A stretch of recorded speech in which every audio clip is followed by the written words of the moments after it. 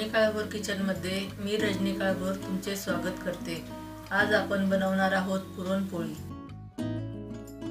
पुरणपोळी बनवण्यासाठी लागणारे साहित्य: हरभऱ्याची डाळ, गूळ, गव्हाचे पीठ, पाणी, तेल, सुंठ, जायफळ, विलायची, मीठ।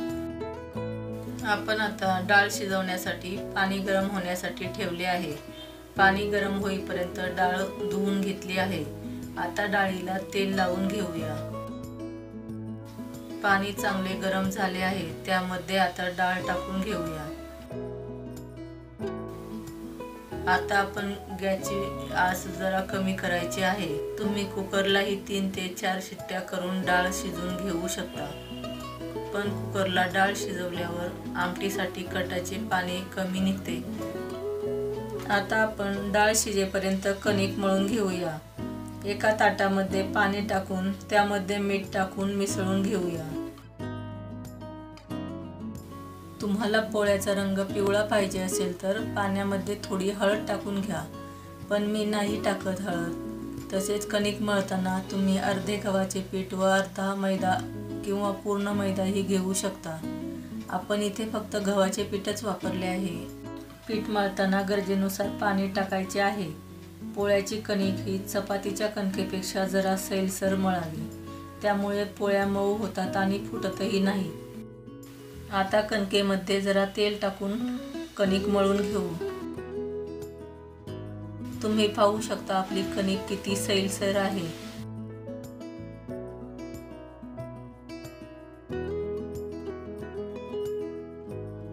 आता आपण अर्धा तास ती कणिक अशीच झाकून ठेवू।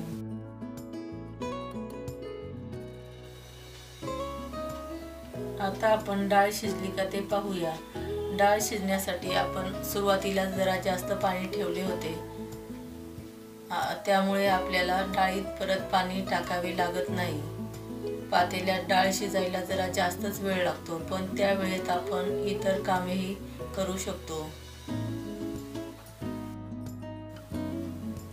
डाळ छान शिजली आहे।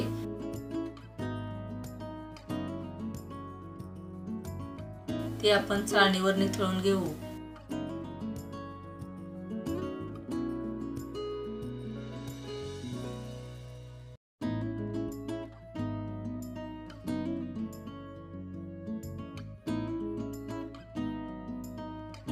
यातील थोडी डाळ कटामध्ये टाकून घेऊ, त्यामुळे आमटीला चव छान येईल। आता आपण त्याच पातेल्यात पुरण परतून घेऊयात।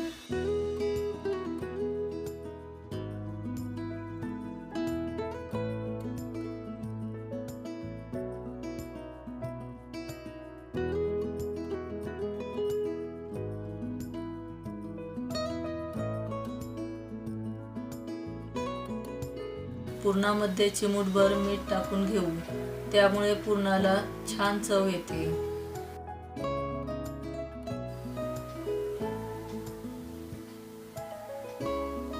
आपण येथे 200 ग्राम डाळ घेतली आहे, त्याला आपण 150 ग्राम गूळ टाकणार आहोत।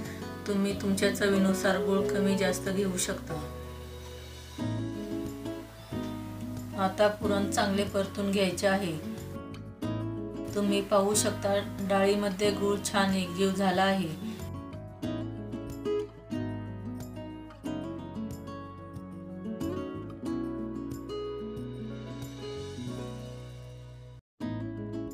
यातच आता वेलची पूड,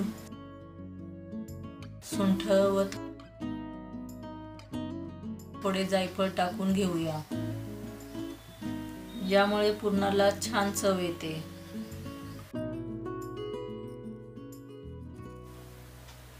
आपली डाळ योग्य प्रमाणात शिजल्यामुळे पुरण पातळ झाले नाही।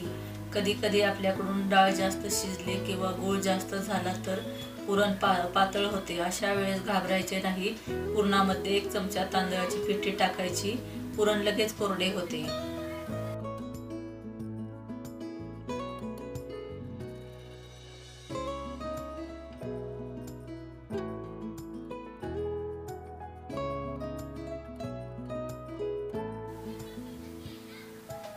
आता आपले पुरण छान परतले आहे, ते आपण चाळणीवर वाटून घेऊ।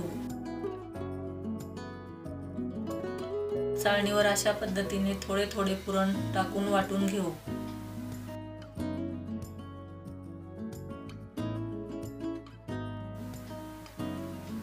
गरम आहे तोपर्यंतच पुरण पटपट वाटले जाते। थंड झाल्यावर पुरण वाटायला जास्त वेळ लागतो।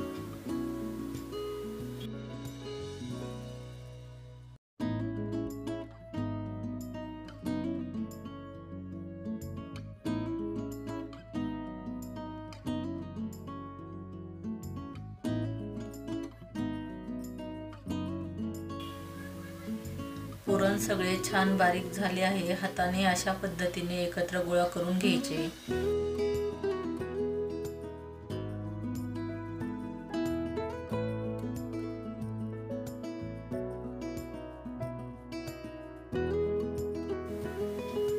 तुम्ही पाहू शकता कणिक किती छान मऊसूत भिजली आहे।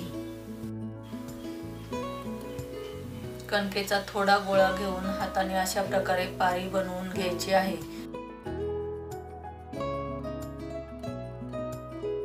त्यामध्ये पुरणाचा गोळा टाकून अंगठ्याने दाबून तोंड बंद करून अशा पद्धतीने गोळा बनवायचा आहे।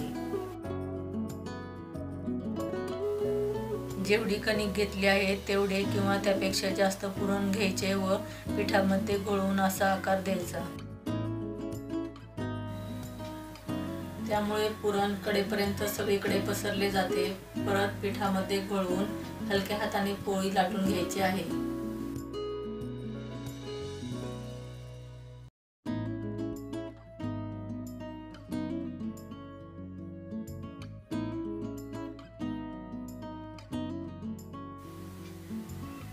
परत पोळीवर थोडी पिठी टाकून पोळी उलटून घेऊन लाटायची आहे। पिठी टाकल्यामुळे पोळी खाली किंवा लाटण्याला चिकटत नाही। तुम्हाला पोळी अशी लाटता येत नसेल तर तुम्ही पोळपाटावर एखादे सुती कापड किंवा न्यूजपेपर टाकून त्यावर पोळी लाटा। त्यावर पोळी खाली चिकटत नाही।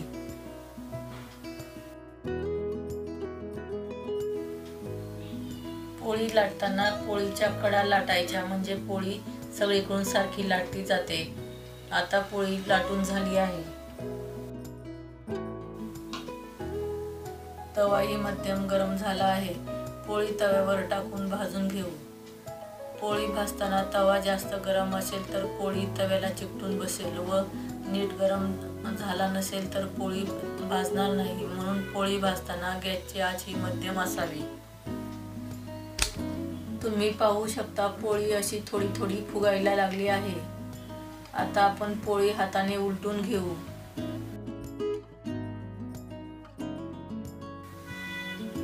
पोळी फुगली की त्यावर तूप लावून घेऊ।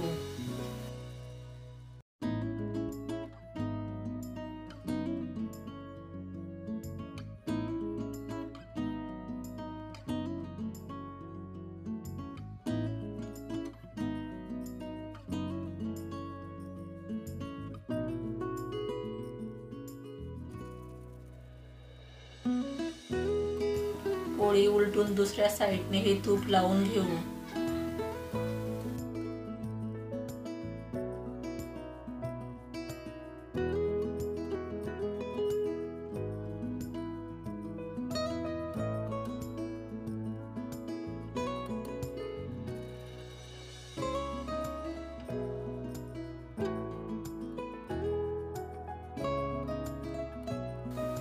आता आपली पोळी छान भाजली आहे ती आपण काढून घेऊ। आता मी तुम्हाला अजून एक पोळी भाजून दाखवते।